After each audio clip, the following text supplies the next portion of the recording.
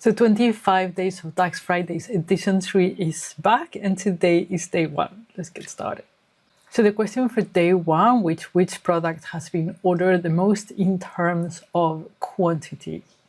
Easy one to get started. So this is what we're going to do. We're going to create a table with product ID and product name. I know that for the Northwind dataset, the product name is unique, but in others might not. So it's always good to have the product ID in there.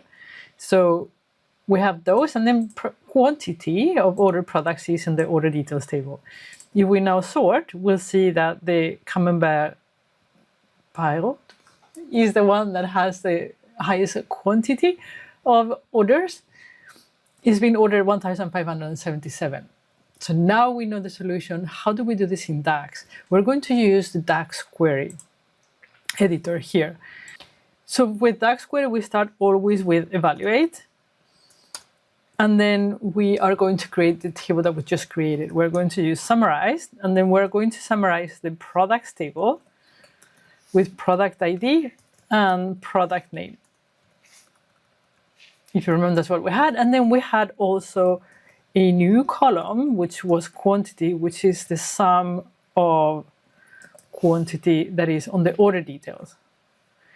If I run these, you will see the results down below that it gives us a table. I just want to show you, you can actually order by, and then you can order by quantity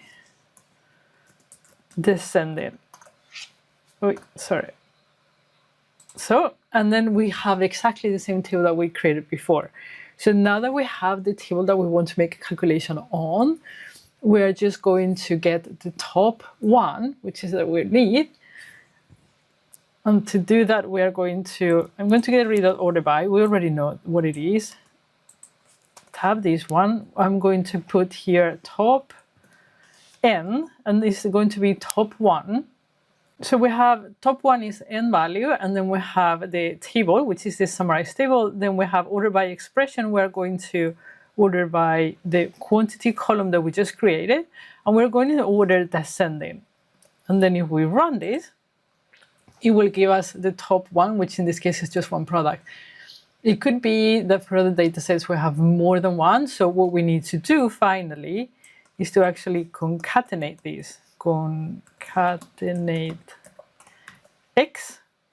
We have first the table, then the expression. What do you want to concatenate? I want to concatenate product name.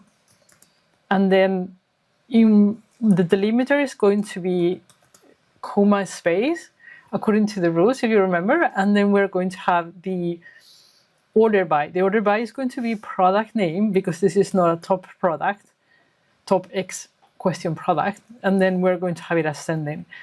I know that it's only one product here, but in the future it could be more, so just for hygiene. So if I run this, I'm going to get an error. Why? Because the query editor expects to get the tables back.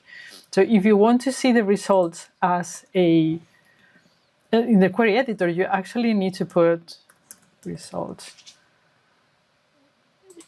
everything into a row. Like that.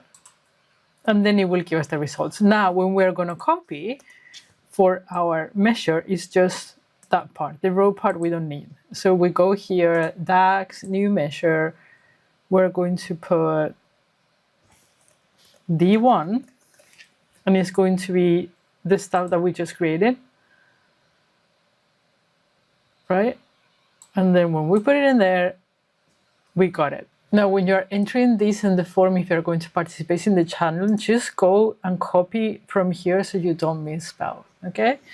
So I will see you tomorrow on day 2.